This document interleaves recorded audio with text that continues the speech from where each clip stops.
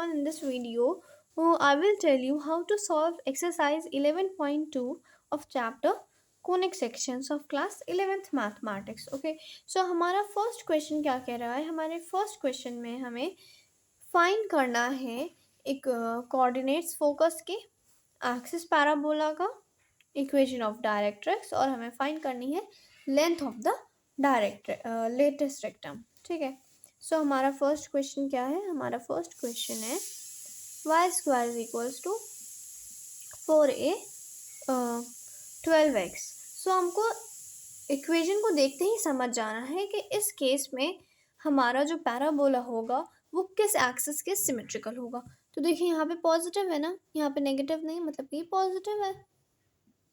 तो हमें समझ जाना है कि जो हमारा पैराबोला होगा वो पॉजिटिव एक्स एक्सिस के सिमेट्रिकल होगा. देन हमें फ़ौरन ही याद करना है कि इस केस में जो हमारी इक्वेशन होती है वो कौन सी अप्लाई होती है? वो हमारी y square is equals to 4ax वाली अप्लाई होती है. देन हमें इन दोनों को कंपेयर कर देना है कि 12x is equals to 4a.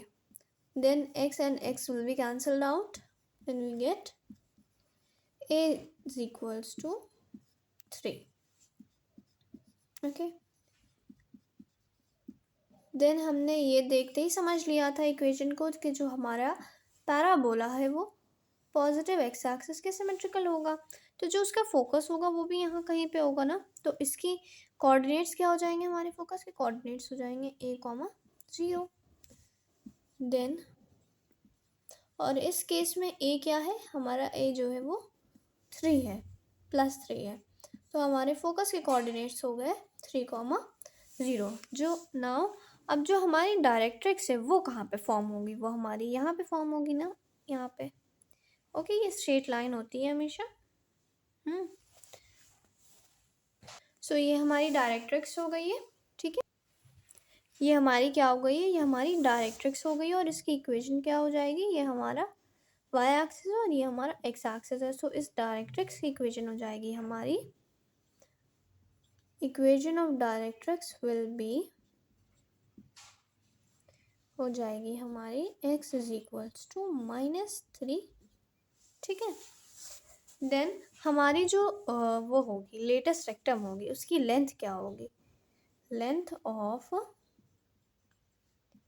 Latest rectum is always 4a. Okay, it is always equals to 4a. Then हमारा a कितना है? a हमारा क्या है? 3 है ना, तो हम लोग यहाँ पे पुट कर देंगे 4 × 3, that is equals to 12 units. ठीक है,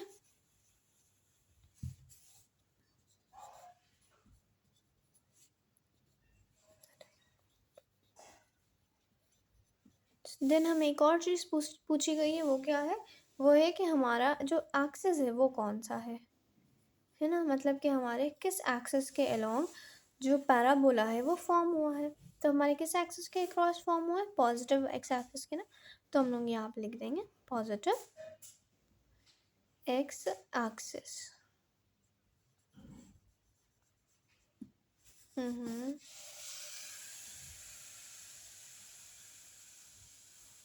आपको क्या लिखना है?